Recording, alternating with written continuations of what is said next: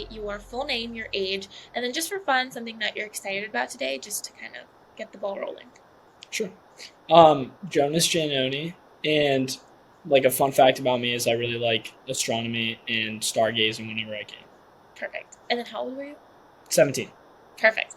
Okay. So, mm, you're in high school right now or in Yep, college?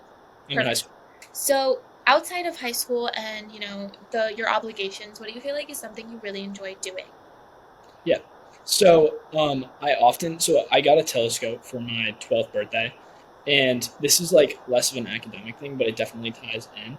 So ever since then, I love going on road trips and traveling with my family and often with friends. So um, I know we're planning to go to Europe and trying to do something like that and doing a little like backpacking adventure.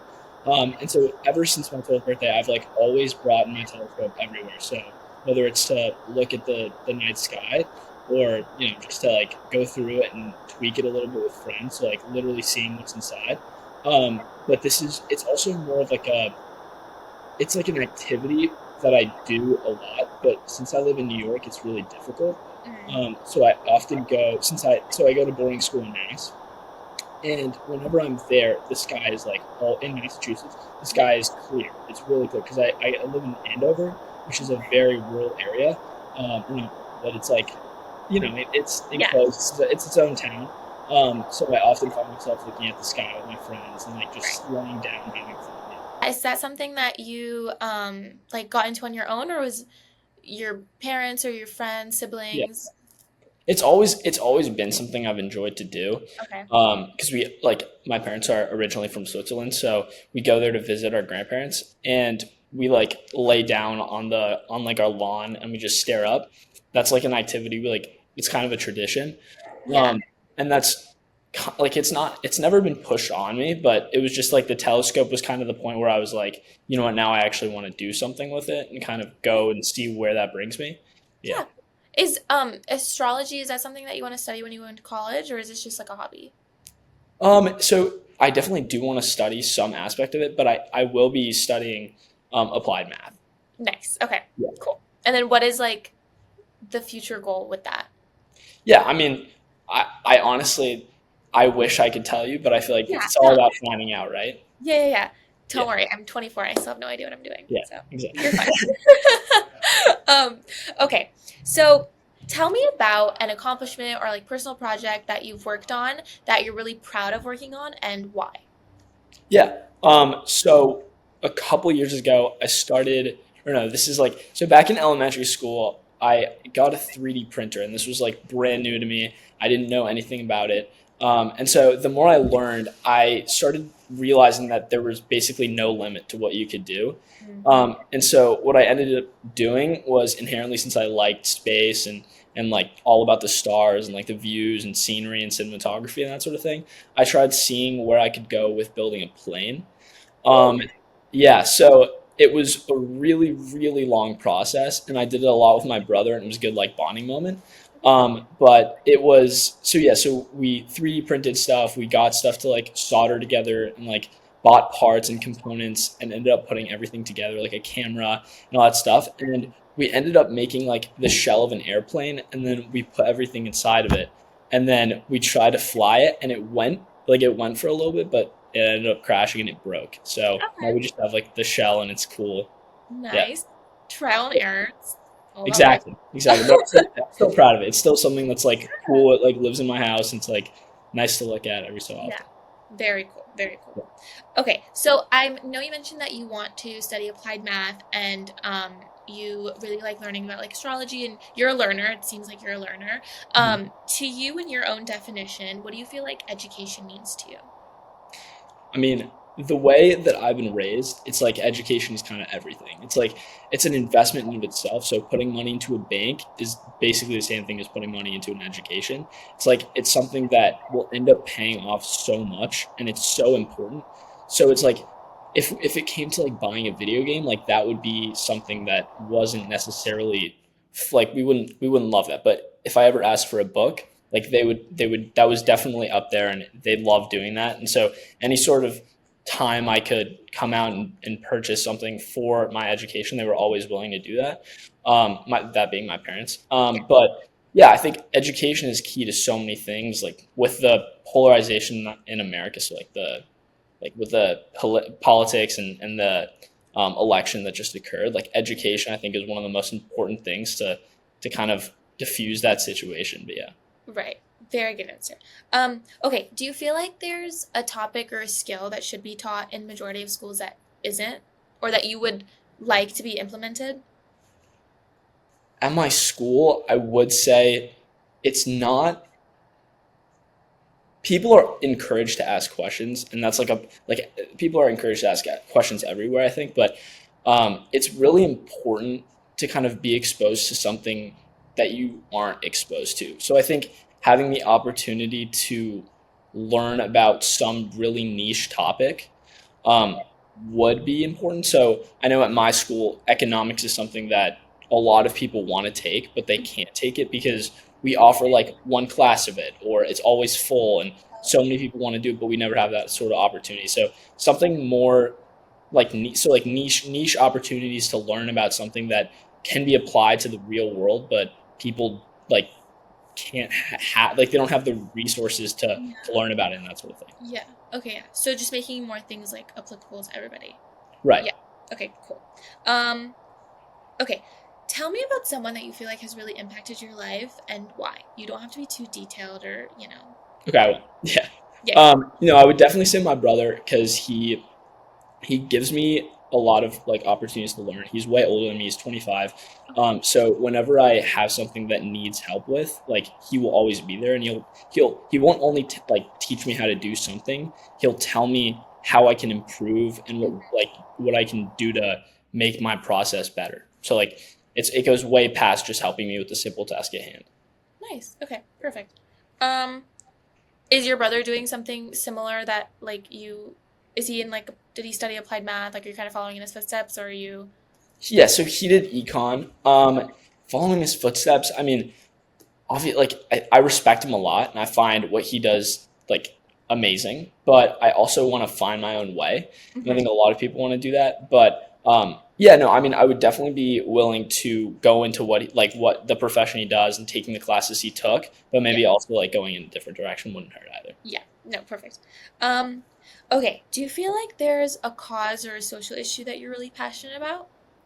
Yeah, so I think well, we talked about this before a little bit, but political polarization is really big. I'm like I often for the Kamala Harris campaign, I did a bunch of phone banking and like calling for them, and I did a bunch of postcarding. I was part of a grassroots Democrats fellowship where like we called a bunch of people and tried to get people on board. So for like again the political polarization, that's something I feel very like deeply about. I've been trying to implement that in my daily life. So like yeah, getting as involved as I can in politics and diffusing situations and making sure everyone's educated about every decision that we're making. Yeah, perfect. Okay. Um, what do you feel like has been a challenge that you've had to kind of work through, and how do you feel like it shaped you to who I'm speaking to today? Yeah. Okay. So I think I have so it's being at a boarding school. It's very different to like being at a day school here in New Yeah. York.